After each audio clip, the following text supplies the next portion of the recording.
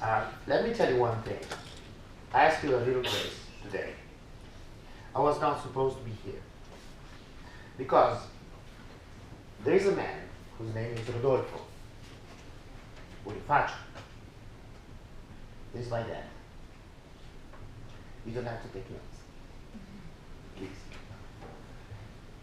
He is a big professor, a great professor. Einstein gold medal, theoretical physics, quantum physics. He called himself the philosopher of light. I hate that man because I'm doing his job. That man is passing. Today I was supposed to leave to go to Rome. But he told me, no, Matteo, go to the class. Make it for me. Here I am. I asked you the grace to do a class for my father. He's a professor. He loves students. He loves universities. And he asked me to stay with them. Don't come to Rome. Can we do this class together today, just for today? Can we? He's a professor. He's me.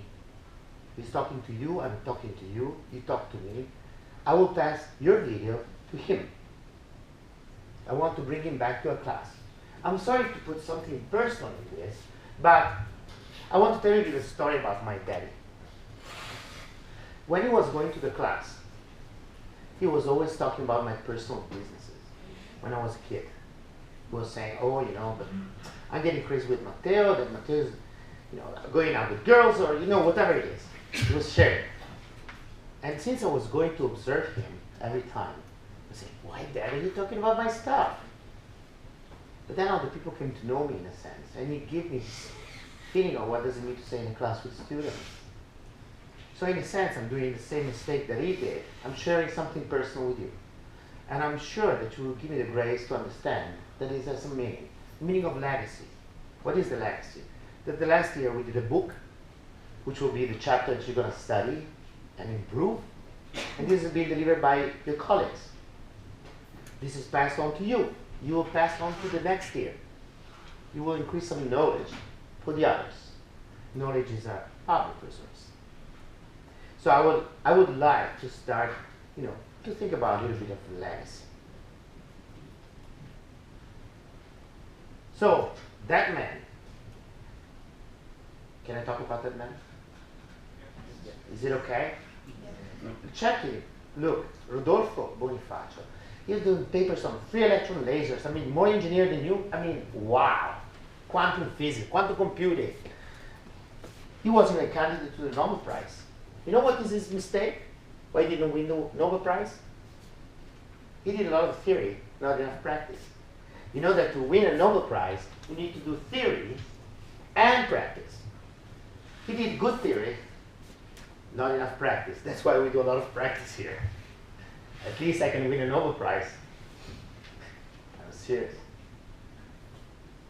First part, we put something personal in the class. Last year when I started to teach again, I was promising myself I'm not going to put something personal in that class. Honest, taking notes. I do put something personal. That's my spirit. For example, my slides are these ones. So if you want the slides of the professor, the slides are this one. When did I prepare that? This morning.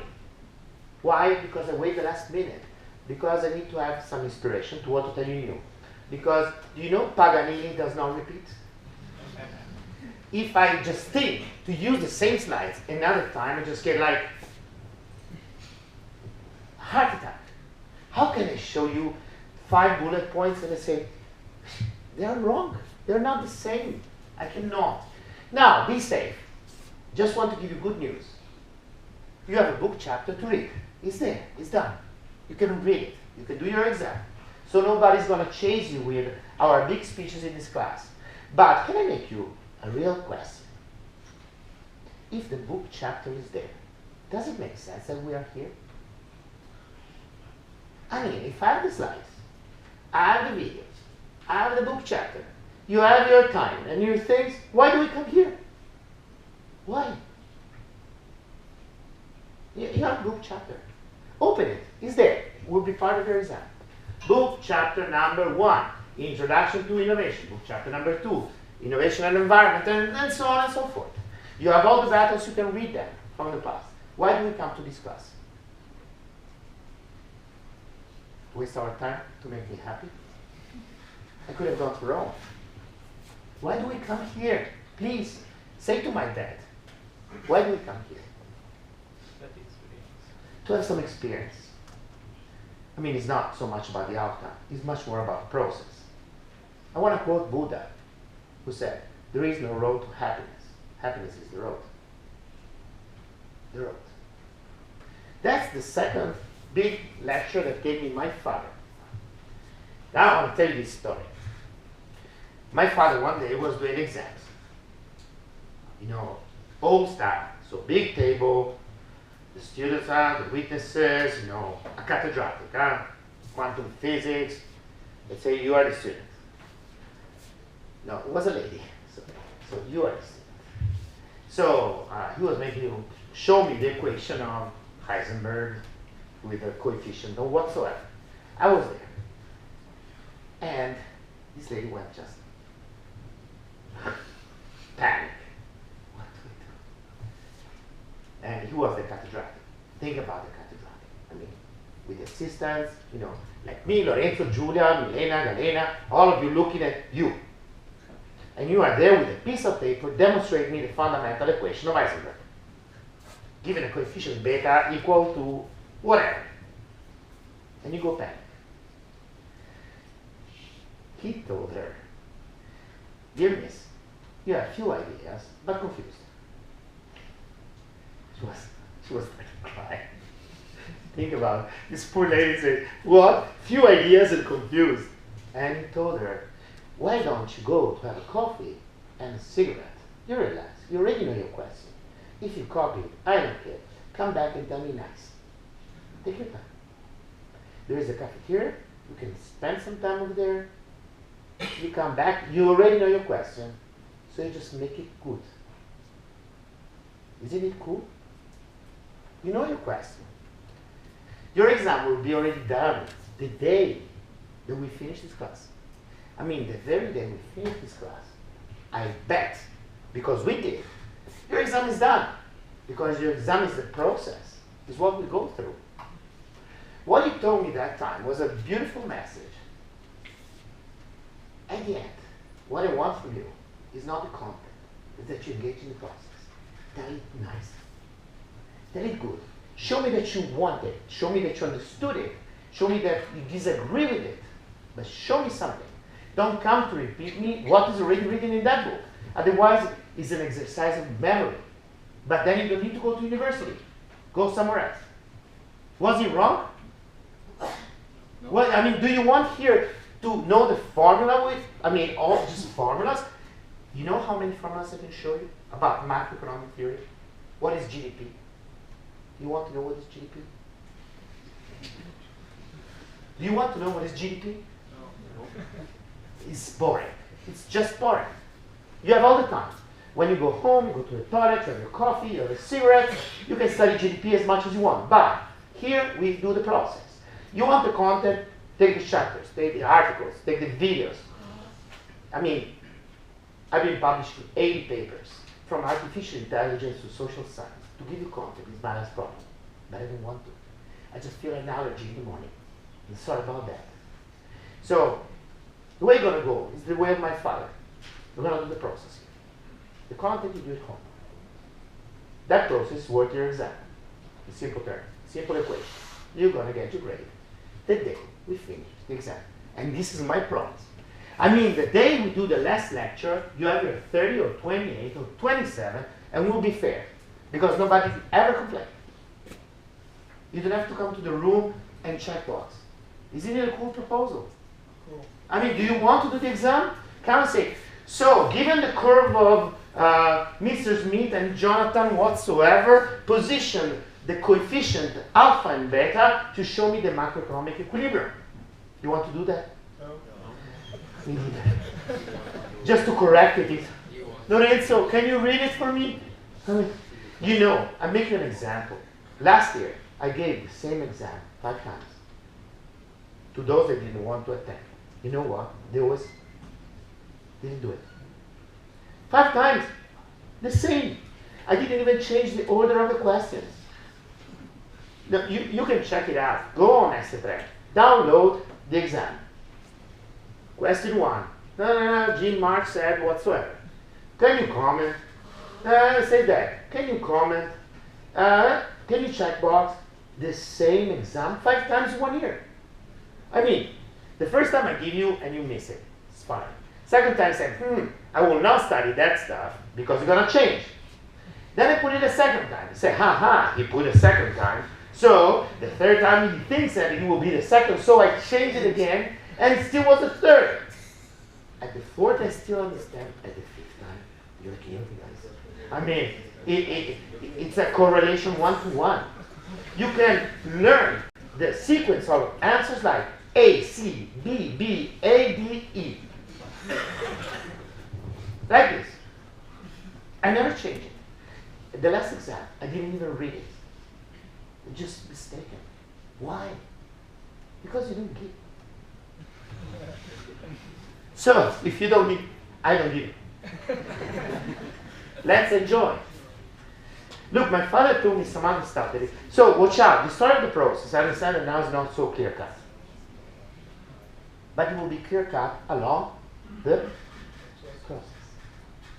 You're going to say, who's this guy? Why are we doing 2 hours like this? I mean, I have serious stuff to do. What is your serious stuff?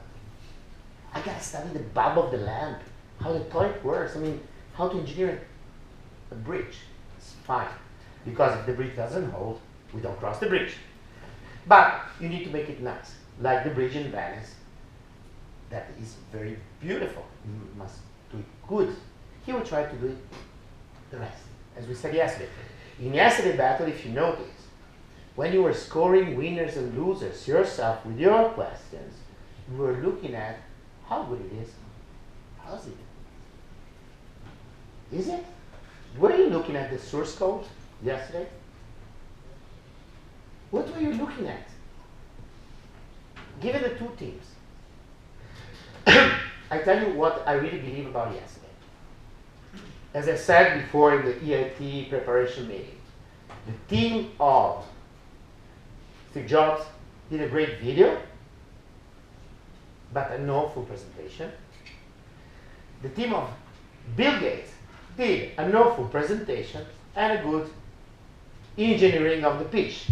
So they were equal in a sense.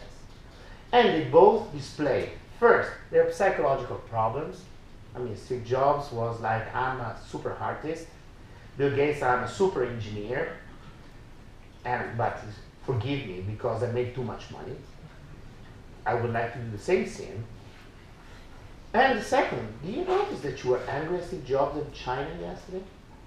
Oh, in China, you did that. You exploit human resources. You don't do your job. You're a terrible man. All of a sudden this year. To me, it's a message for Financial Times. To say, dear Financial Times, the tide is turning. And you don't need to know what is the source code. Because your iPhone is the same of the last year. But still, you're changing your mind. So, the other part of the job. I want to tell you another message from my dad. And I'm sorry about that. You have your chapter. Do you have your chapter? Julia, what is the chapter? The chapter of the book. For this lesson? Yeah. Well, there is the first chapter that is introduction, and then there are Introduction. 3 chapters. So you have the introduction. It's already written. It's fine. And 3 chapters. The second one. Environment 1, environment 2, and environment 3, and we're going to talk about it. So you have the chapters. You're safe. You do your exam. You take your theory. Relax on your theory. Also because the bell curve of the exam last year was not bad. Another message from my dad. Where do scientists end up? I mean, take the typical scientists that you have in your brain. Hawking, Einstein, the big scientists. Where do they end up? At the end of their career. In terms of thinking.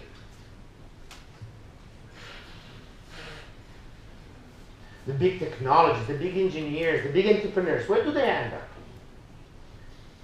Arts. They become artists. Or religion, they start talking about God. No, because they get nuts. Just because they don't explain the facts. Einstein started talking about God. Or they started talking about human values. Charities like Bill Gates and company.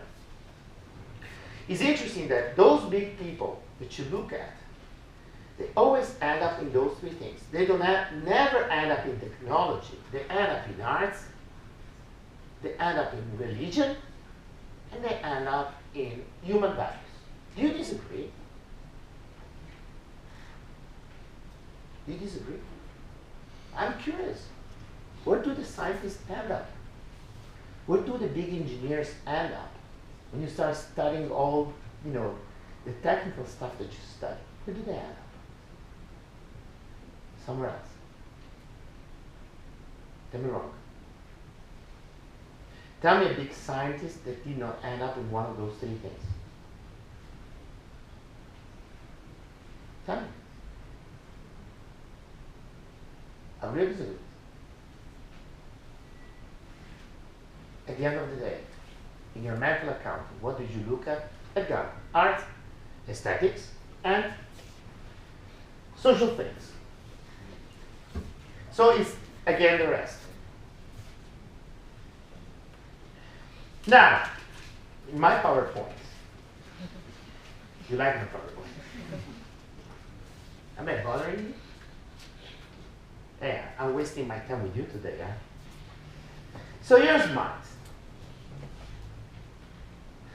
The big teaching of my dad is that he loved students. He respected them a lot. And personally, I tell you, you make my day. You do? I love engaging with students.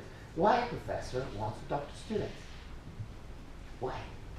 Because he's paid or she's paid? Why a professor? Look, take FPK. You know FPK? Do they teach? Do they teach? No, they don't. Is that a problem for them? No? Can I tell you? They're knocking at the door of the classroom. Why? Because teaching is important. Why is teaching important? Why can you be an academic without teaching? Think about yourself being an academic and not to teach. No classroom, just papers. Can you imagine yourself like that? Come on, guys, wake up. Can you imagine? Not to teach. Why do you want to teach? Well, because while teaching, you tend to gain more knowledge. You tend to meet different views from So you get more knowledge from... Yeah, I think that professors like students because they believe that once they were like that and they had a lot of views and they needed someone to look up to guide them, and they also believe that they can get some knowledge from their students. And How do you get knowledge from the students? Since you're always silent. So you're like, in general, Massachi course, Vincenzo Andrea course, Matteo Bonifacio's course, Maurizio Marchese's course. Let's go. The guy speaks. And we look at the computer, or we simulate that we listen. How do we get more knowledge? By shooting. And how do we get more knowledge? It's true. I agree. We come in that class not just to give, but to take. We take a lot. What do we take? Some experience. Some experience. But I tell you, honestly, I have 25, 6 years of experience, and maybe you have 1 year of experience, work-wise or scientific-wise. What experience? I'm not saying you are inexperienced because you're bad, huh? Just time-wise, I'm not wiser, older. You see me, I have a big belly. What do I get from you? Emotions. Emotions. I would love to. Emotions. But I tell you, like today at the EIT class, your emotions were like... when it's 4 o'clock, I would love to have emotions. Really, I would pay for that. But it's a hard job. Maybe I get in December. And late November, like last year, we get emotions. What else do we get? You're supposed to get emotions to get new ideas. You're supposed to get impressed by saying when you're making your students to appear in something. But tell me something simple. Something simple. Emotions, experience, big knowledge. Something simple. What do I get from you? Satisfaction. Satisfaction. You have a customer service. Say, there are some guys unhappy about the class. You know what? I don't get that. Your satisfaction is great. We know that. If you get 24, you get angry at me. Because we moved from the 18 political now to the 27 political. Is correct? So you expect the 27 plus. Correct? And especially if you play a role customer, 30 cum laude. Correct? You do the mathematics. Would love to have satisfaction, but I cannot get it. Still, what can I still get from you? What? Confrontation of ideas, How do you express confrontation? different perspectives on the same matters. Questions. Questions. Questions. Okay. Questions. Simple questions. The shitty questions. You know what is the shitty question? It's the one that you avoid looking at slides.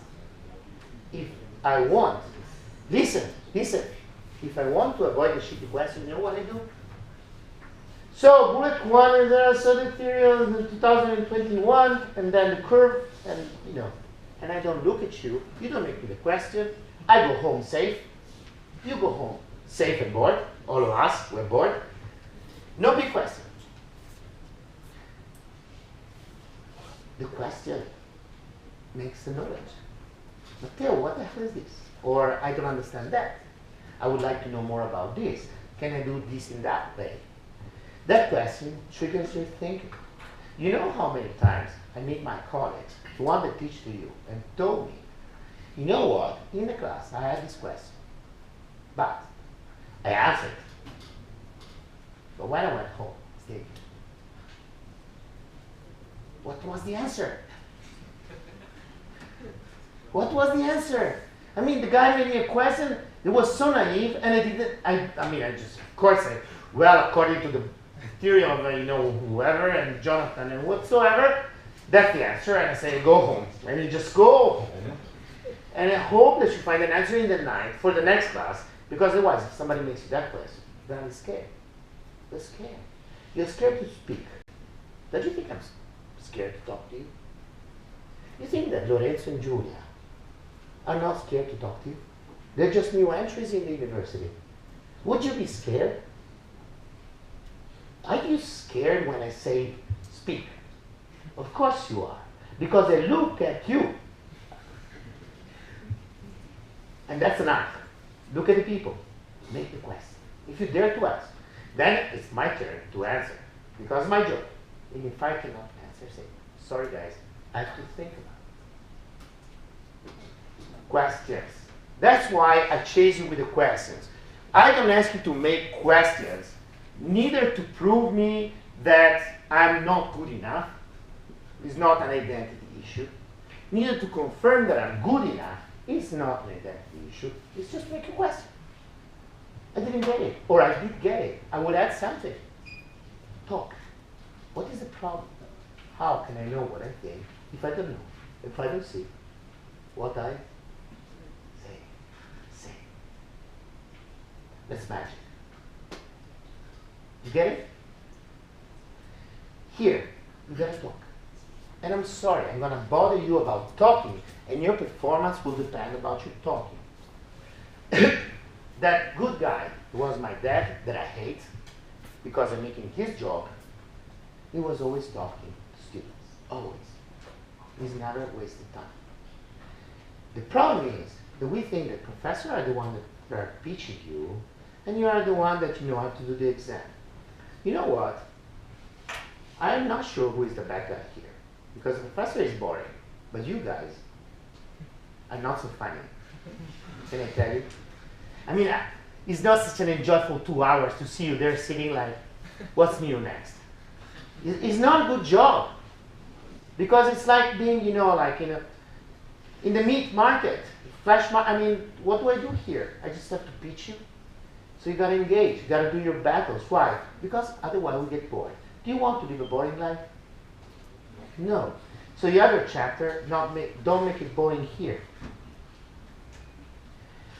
I want to remind you a simple principle of science, that the right question is 50% of the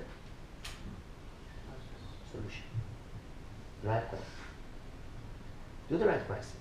Don't focus so much on the comment. Focus on the question. Don't focus on the answer. Say what you have to say. I didn't like to see yesterday people not speaking because they're shy. I understand. It's human. But speak. And slowly you will notice yourself speaking. So you're smart, and since I respect you a lot, I expect that in the coming months we take each other seriously and we make to each other questions. As much as I make questions to you, you make questions to me, to Giulia and Lorenzo. And I tell you, if I'm not good enough to answer, I apologize. I will look at the manual, like everybody does, and come back with a sound answer. I prefer the question. Now, in my PowerPoints, what is the name of this class? Innovation. We have a bug. What is innovation? Define innovation. Hey guys, I want to hear it now. Huh? No time anymore not to speak. Raise your hand. What is innovation? What is innovation? By the way, I want to introduce you our big guest, Enrico Mioso.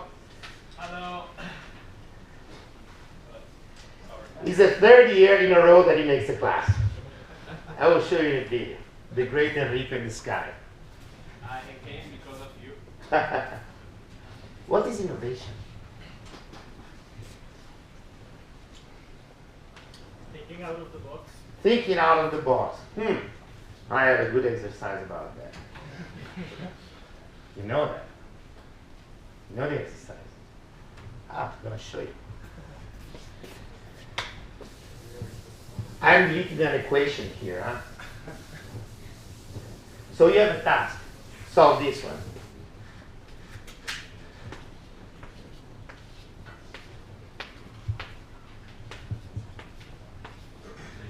Nine points in the space. Connect them. Who is you? With 4 lines without raising the pen. 4 lines. You can do it in your paper. I know that some of you know it, but it's not trivial. It's not trivial at all. You say, think out of the box. Take it there. If you want to chase yourself on the solution, try it. 4 lines, like 1, 2, 3, 4. 1, 2, 3, 4. 1, 2, 3, 4. Whatever it is. 4 lines. Can you? Who of you already know it? What is, you know that there's a bullet that we didn't think about. What else is innovation? Creativity means what? The ability to think of new things. New things. New.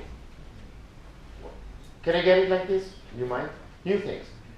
Other definition of innovation.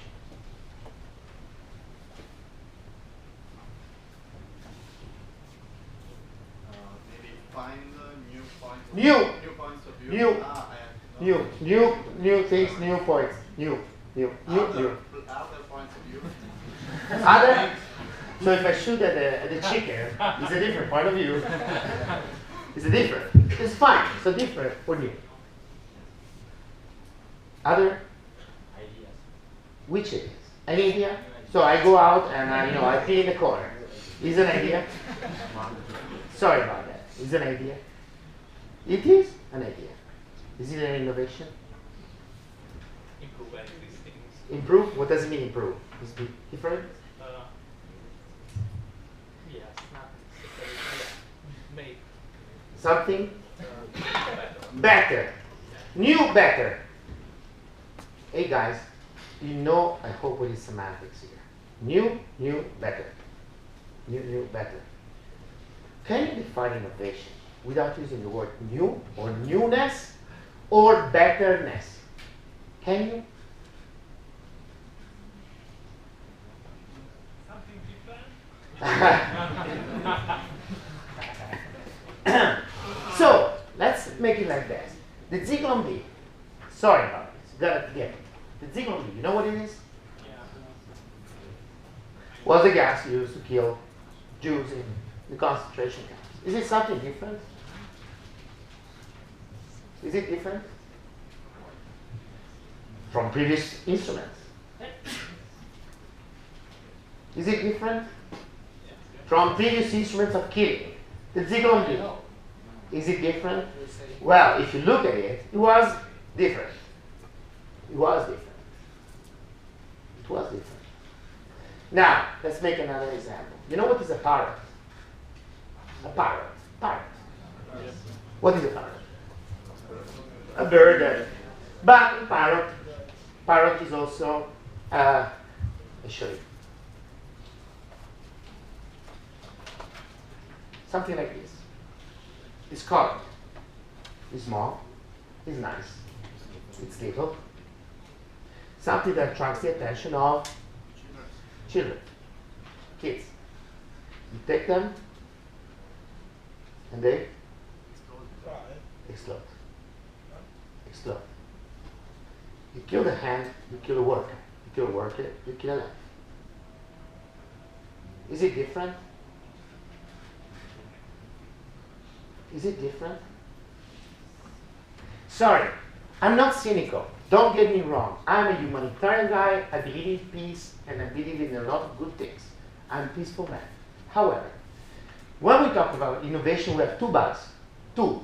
One, there is a tautology. Innovation is new. Thank you. It's written in innovation. Innovate is newness. Thank you. Well, what is blonde is to be blonde. Okay, it's a tautology. A equals B, an identity. Do you agree? If you look at the mainstream definition of innovation, innovation is generating new ideas, it's generating new solutions, it's generating new markets, it's generating new something. But thank you, it's written there. What is the novelty? We have a problem, Houston, Apollo 13. Can we define in this class innovation without using the word new? Not today. At the end. Do you want to take this challenge? Not to use the word new. What is science fiction? It's fiction about science. Thank you. What is fun is something that makes me laugh. Thank you. Give me a definition and give me some semantics. When you look about innovation, all of the pitches you will see, somebody claiming that they did something new. I have a little curious thing. Do you know Napoleon? Napoleon? You know Napoleon? Yes. The big general that did whatever he did. You know Metternich? Who was Metternich? After Napoleon did change Europe, Europe decided to restore the previous order.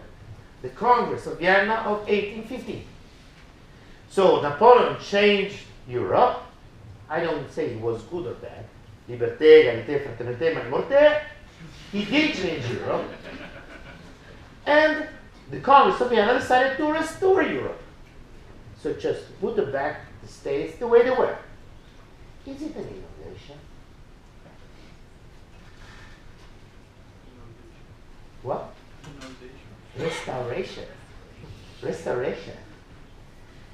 Now, the borders between, if I tell you, it's Facebook an innovation or a restoration? They restore the meaning of friend, in a sense. It's a, if you want to switch out, they switch you in. If you want to change from Quack to Dvorak, I can put you back in Quack. If you want to go to the Concordia, I put you in the Boeing. If I want you to go to Betamax, I put you in VHS. And they did the money. Are we talking about restorations or innovations? Are we talking about what? Keep it open. Open. Open. Let's not give an answer today. But it's broken. Do you agree with that? Can you say that Steve Jobs or Bill Gates, Who was the innovator? And total different. Who said differences before? Both innovators, but in totally different ways.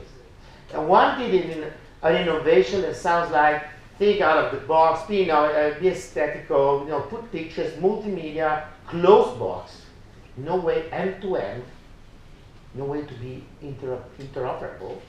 The other one, squeeze it, break it, operating system not working, a computer for everybody, 200 euros, I don't care, make 25 million per month. Is a different philosophy. How can you judge? You have two bugs that I would like to solve with you. One, to say innovation without newness, and second, to decide whether you imply that in the word innovation there is an ethical judgment. Is innovation something for the good or not? I'm not saying it must be. I say choose. When you are an investor, you guys are venture capitalists, I come with a beautiful innovation. Do you put in your parameter also if it's good for society? Do you put it? Hey, do you put it? Yes. No, yes, no, yes. Who knows? The problem is, again, not to have the right answer here. Do you understand that there is an implicit assumption that innovation must be good or bad?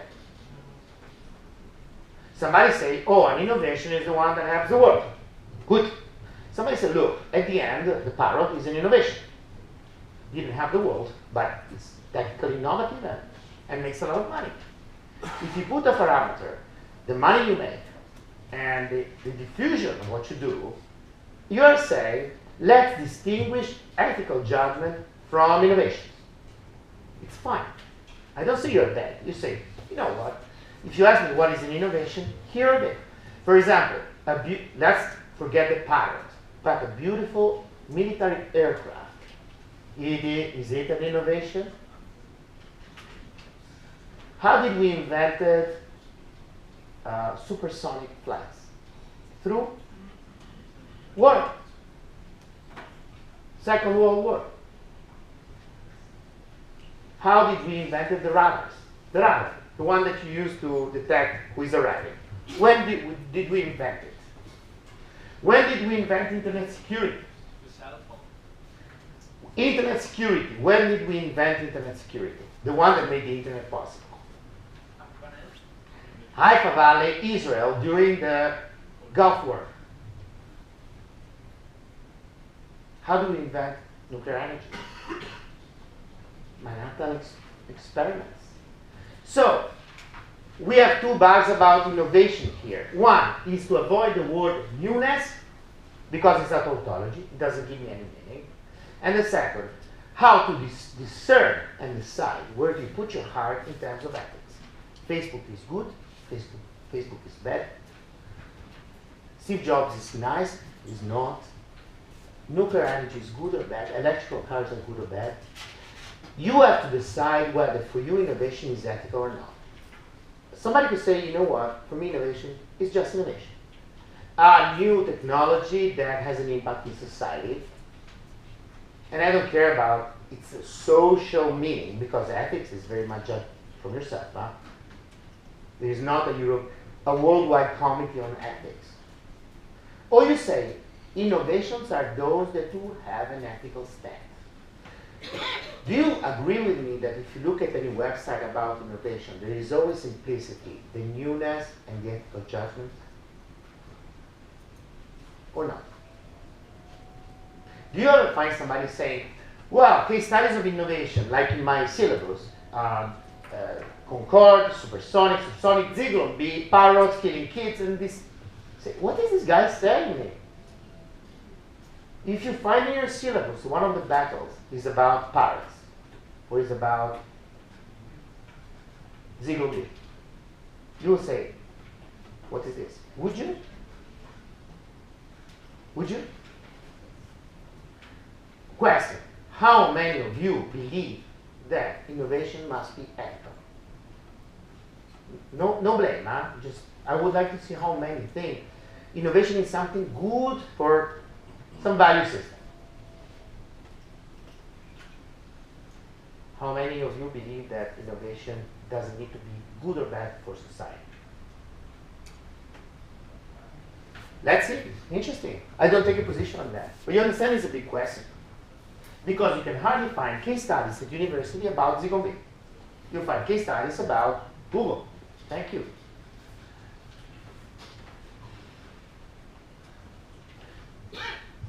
PowerPoint. You follow? Then what? We said on innovation I would like to solve two issues with you. Newness and ethical values. Who are the entrepreneurs? Innovation and entrepreneurship. Who are the entrepreneurs? Risk takers.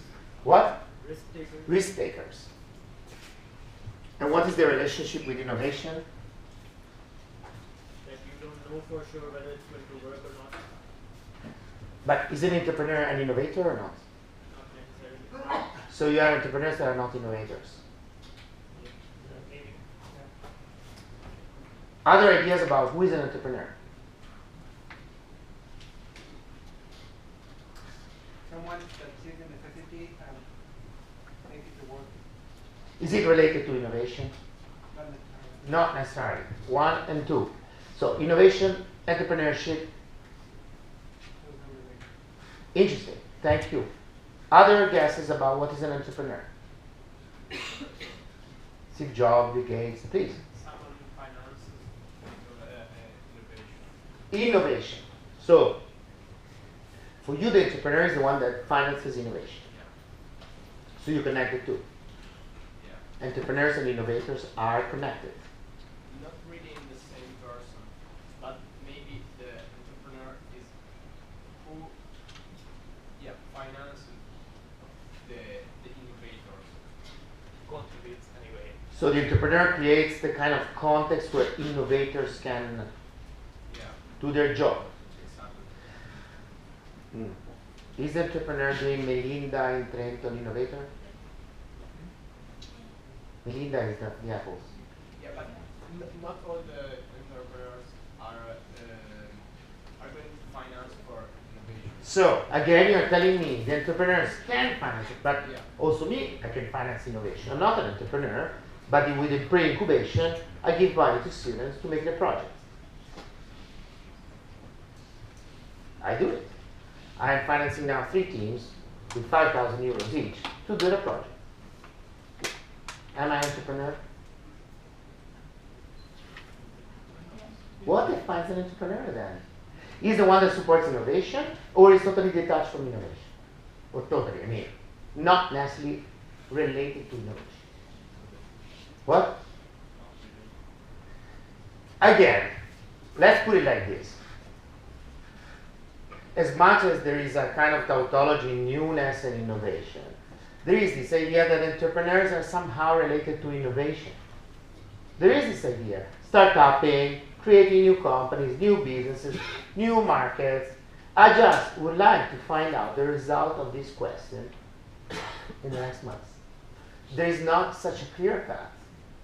I mean, definition that an entrepreneur is related to innovation. I could say that Kennedy was an entrepreneur of politics, but he was not such an innovator. Khrushchev as well, Nixon as well. There are many people that we define as entrepreneurial, not necessarily innovators. So we do not have to connect necessarily entrepreneurs to innovators. Let's think. Or we decide that an entrepreneur is somebody that finances innovation, then we give it a semantics. Up to now, the semantics is gone. If you look at the definitions in Google of entrepreneurs, you will find again, as much as innovation is about newness, entrepreneurship is about innovation. You'll find it always. There are many examples of entrepreneurs that are not innovators. For example, somebody that keeps on going the business of the taxis and makes the business is not such an innovator, but he's an entrepreneur. He pays the bills, he pays the taxi drivers, he gives you the service, he's punctual, but zero innovation. But he's an entrepreneur. A matter of decision. Please. What about Uber? Is that innovation? It could be You know, I have bad news for you. I don't have answers. I have opinions. I could tell you what I see about Uber. I can tell you that Uber is destroying what they created. Because in the moment that electric cars will connect to self-driving, they will fire all the people that has been driving the Uber cars. Good or bad, I don't know. Will it create unemployment or more employment? I don't know. You agree with that? That the connection between Uber, Google, you know, and self-driving cars and Tesla companies, these guys are looking around. They're looking at cross-industry collaborations. It's true what Schumpeter said one time, that innovators are those that disrupt an industry, like Ryanair disrupted commercial transportation. Now when you take an airplane off Lufthansa, they give you the peanuts, thanks to Ryanair. Before you have a beautiful dish, and if you look beautiful, large and beautiful deer.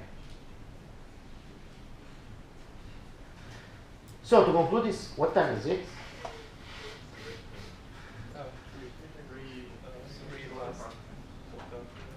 Three? Okay, let's make a little break now, and you can have your coffee. 5 minutes. We come back. We continue.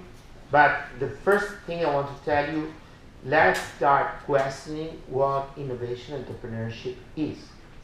Here, it's not such a taken for granted. Every break.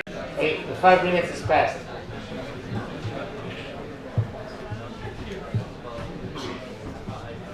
Did you ever hear about the prisoner's dilemma? You don't know the prisoner's dilemma? You know what is game theory? You have heard about John Nash? Beautiful mind. Look, take 2 prisoners. Take 2 prisoners. They are caught because they went to do a robbery in a bank or something. Okay, whatever they did. They are put in 2 separate rooms. So you are in a room, one of you is in a room and the other is in another. Now the problem is this. The payoff function of what you do is the following. If you confess and you do not confess, so you confess, he goes out. No jail.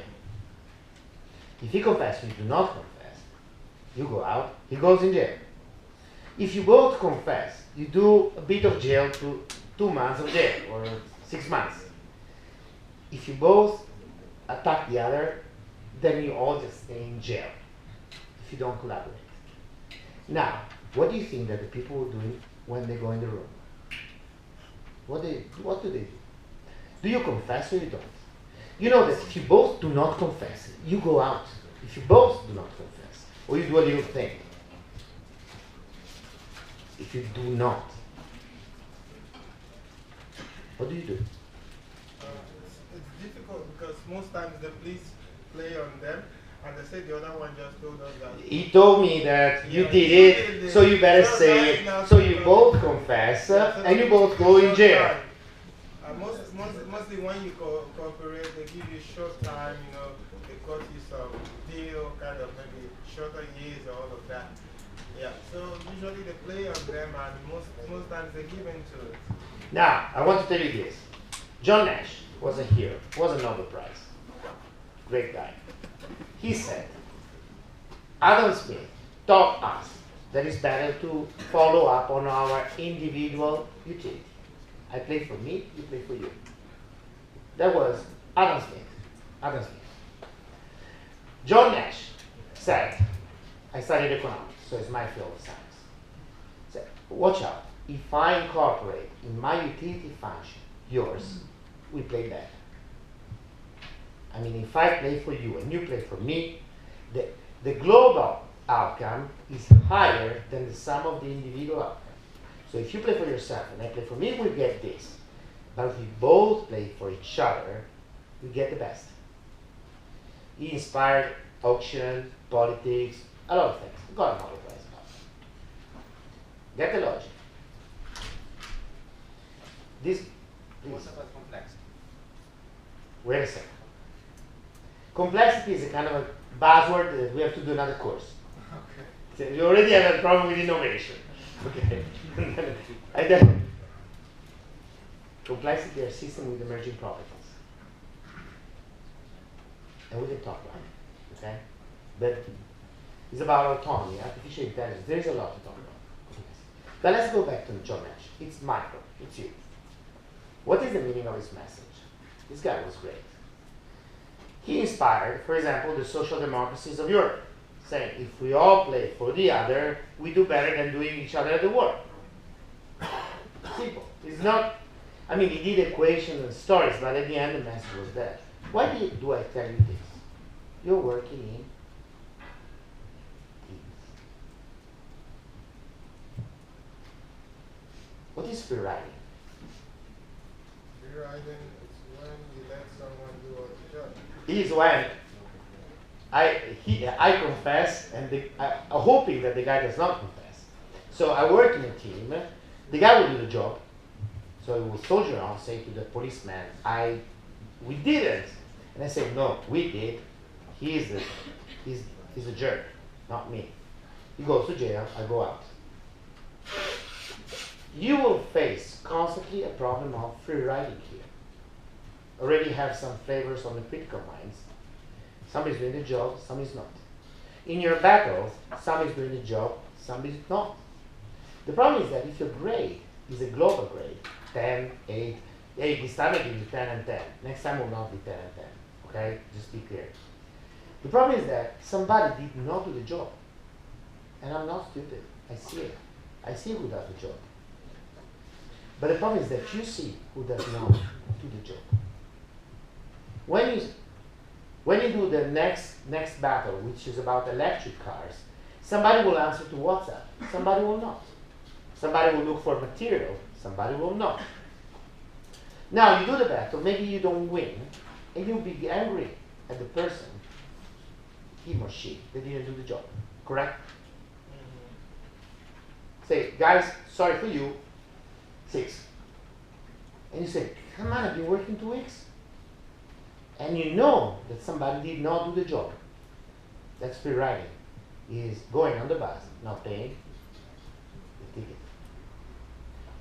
You have a tough equation to resolve here.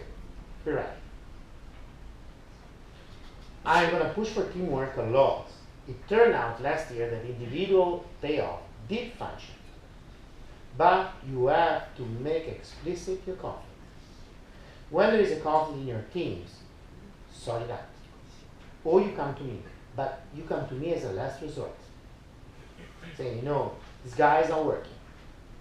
But you will face this problem because if you take 10 grades out of your battle, and if you take 20 out of your chapter, and if you take 8 out of your roles, you have a collective problem. Do you? When I say 10 out of your battles, you are 7 and 7. So it's a book chapter. By the way, when you do the chapter, you do together. So 14 people working together. When you do your book chapter, you will see what is a book chapter. You can see in the previous book, you will work 12, 14 of you. And I will tell you how in November, if you want to go for that. Otherwise, you do a normal exam. Individualistic, I don't spend. You gotta choose. If you go for the teamwork, you gotta solve conflict. This is normal. That's why Lorenzo is going to check out who's going to be here today. Why? Because who is not here today is free riding. Because you are here. Somebody's not. And I know. Because I have a grace to look at all of you and memorize. I have a good memory. I told you to speak backwards. I do. Who speaks in Italian? You know that. Tell me a word. Word, a phrase. Precipite volissimamente e tremolava in missile la deficienza. Ottorino non è guidato, taglia di raro nel suo quaderno, re da U, finestra al sinistro. I have a break, and I see you. And I see who is escaping 20 minutes before. And it's here. Okay? I have a good break. Good shot. I can say everything backwards. Everything you want. Even invented keywords. Innovazione, no? E noi sappiamo, imprenditorialità o amore per la pace e K-Rep è romano. It's so funny. Mangiare, regna, aglio, olio, olio e olio. Yeah. Telefonino, rinofelezza, finestra anzionista, pavimento premivato. Choose one, tell me one. A chi ci legge? Felicità a chi ci legge. Domani andiamo al mare, Ramlao o Maidna in Amod.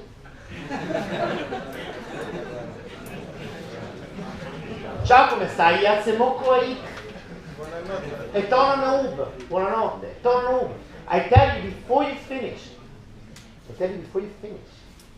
Tell me another one. Amo la mamma, a mamma lo va. Amo il papà, a papli o ma. I tell you instantly. You can chase me. Since I was 10 years old. I tell you not to surprise you, also to surprise you, but because I register all of you as you register me. Because if I speak backwards, it means that in the same time I speak, I say whatever you say backwards. Whatever. I can even sing a song. Guess the song, what it is. Era Sidro Pass, era Migro Pass, ele Palu Seute, I have bet la Utek. Au Kalad X Odnauk, era Erza e Nidite. What is it? Sapore di sale. Era Sidro Pass, era Migro Pass, ele Palu Seute, I have bet Seute, Au Kalad X Odnauk. See, this guy is crazy. I am, but I can sing a song backwards. I can tell you a poem backwards. So, break. Solve the prisoner's dilemma. Okay? You have to cooperate. You can come to me or Lorenzo or Giulia at the very last resort saying, that guy is not doing the job. Because we know who is not doing the job. Because we see you and you see us and we get it. Okay? You're advising us to come and tell on our mates. You're advising you? Are you advising us to come and tell on our mates? No, I advise you, if you have a conflict, make it explicit. Because people do not handle conflict. For example, you are in a team, somebody does not do the job. You say, well, you complain with the others, and you don't invite him to the pizza or she to the pizza, whatever you do. It's better to say, man, do the job. Otherwise, we go to the professor. What I do is just to call the guy and say, what is the problem? There's no shame, no blame. Just don't be attending. Don't get the grades on behalf of your colleagues. It's not about shooting on people. It's about being fair to the others. Not to have somebody riding the bus and paying the ticket for you. You pay for that. As simple as that. This is a collective endeavor. So, to finish about today, I give you the good news that from the next... Shit, I lost my phone.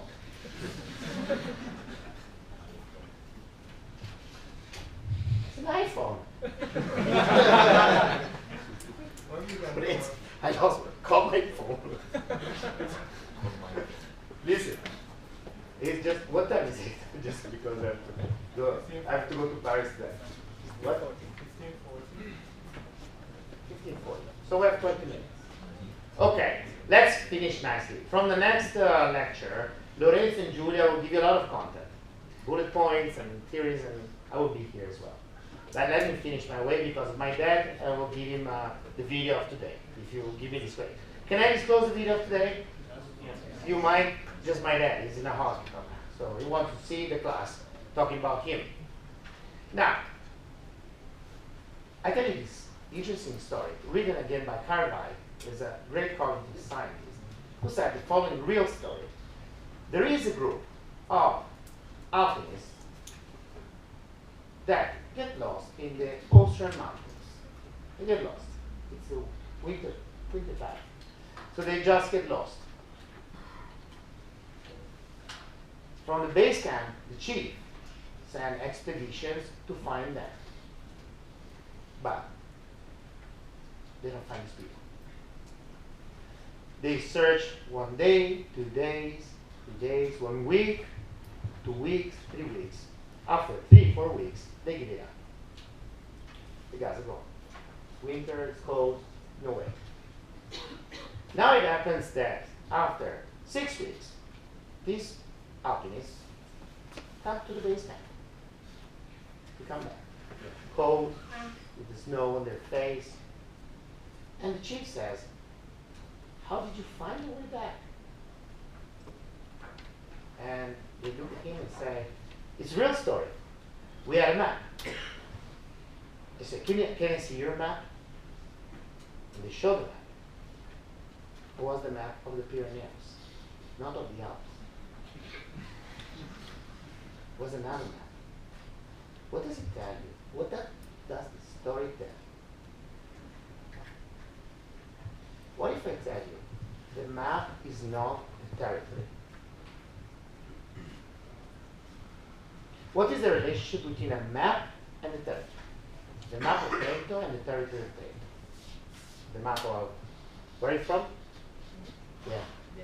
Verona. The map of Verona and the territory of Verona. What is the relationship between the two? Are they the same? I think it's a stupid question. It's not stupid at all. What do you put in a map? First, is every map of Verona the same or it changes? How? It depends On? whatever they represent. On the goal, for example. Yeah. So you want to represent water levels, heat, transportation, roads. So according to the goal, you draw maps. And the map do not represent the land. They represent the goal, which is an approximation of the land, of the territory. Is correct? So you can draw different maps about the same territory.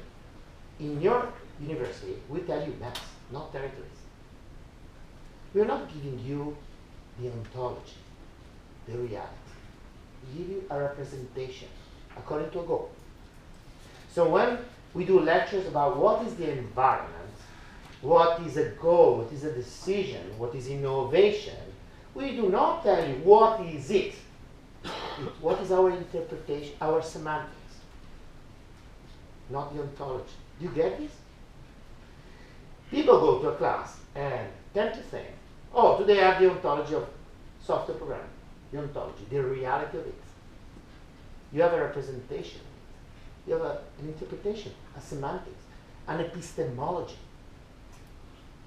What is the relationship between epistemology and ontology? Hey, you're a scientist. I guess you know. You ever heard epistemology and ontology? It's easy. The epistemology is the way we interpret the world. Ontology is the way the world is supposed to be. The ontology is reality. The things. The interpretation is the internet of things. What I could put on top of it. What you get here will not be the ontology, it will be an epistemology.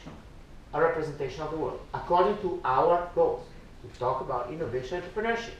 So we'll start talking about battles and other things, which are not necessarily the world. I hardly can imagine who knows the world. Who of you knows the world? Who can point at the thing and say, this is, what is a house? Define a house. Hey, you work on semantic webs, ontological webs, standardization, HTML, XML, many things. What is a house? What is a house? A house. Do you know what is the Internet of Things? You know? In the Internet of Things, you point at objects. Define a fridge. Define a fridge. What is a fridge?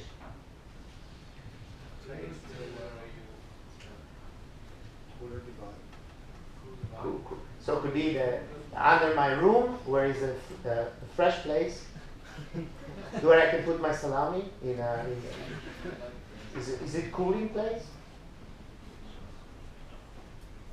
Una cantina. Is a cantina a fridge? Could be. So you're expanding the sample. You say my fridges are both electric and not electric heated devices to cool what? Food? Could you cool yourself in a fridge? So to cool you and yourself. Then what is the difference between a fridge and the air conditioning? Is it a fridge? It depends on the goal. You understand? It's hard to define what is out there. We can give interpretation and maps. You cannot say, this is this. It's very hard to say. But still, we do face things. There is a constant relationship between what we think and what is out there. For example, take this message. Is the relationship between the map of the mountains around Verona and the mountains of Verona? Or the mountains, a map of the mountains of Togo, the hills, and the hills of Togo. What is the connection?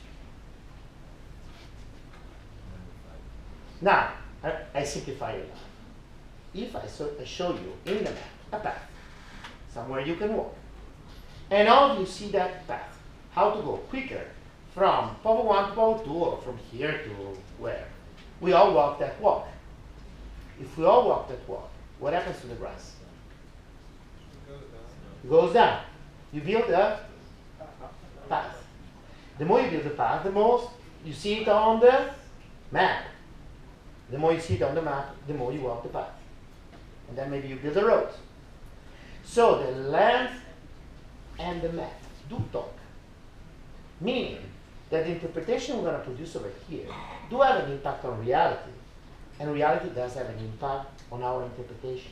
This is circular. Because the more you walk, the more it becomes boat. The more it becomes boat, the more you see it on the map. The more you see the map, the more you walk. And so on. It's circular. So, what I want to tell you. Here, you have a vision of a course that is content. The interpretation and the land. Matteo tells you a theory on the Tuesday, and the land, the battle on the mountain.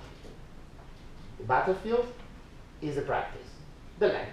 The interpretation is on the Tuesday, the theory, or they talk.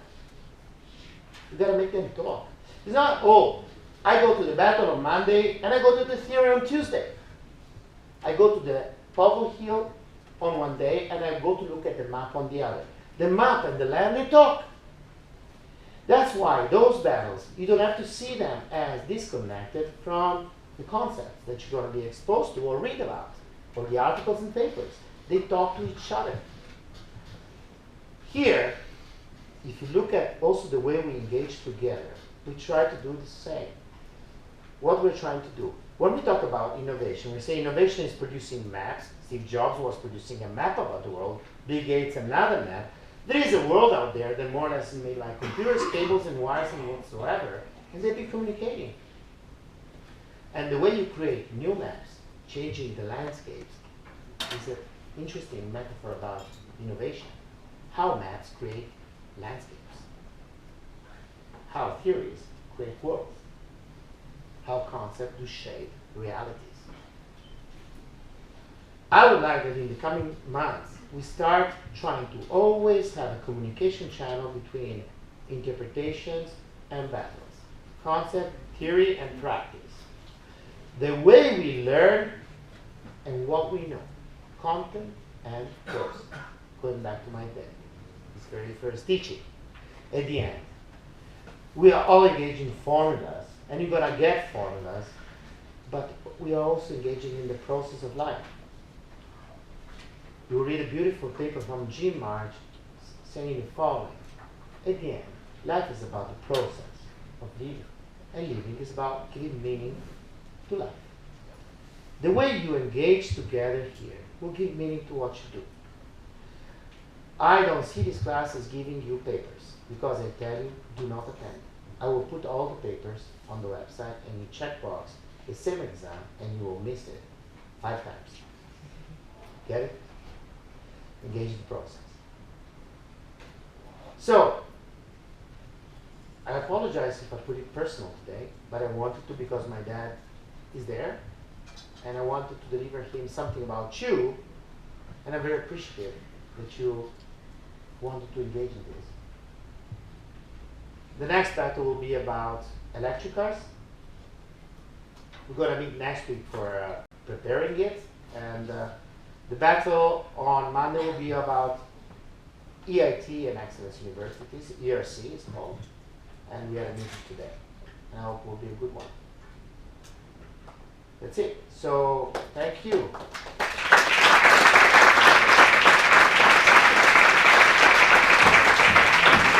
So any issues start revolving to your website, your roles, your customer service, people ask for any issue.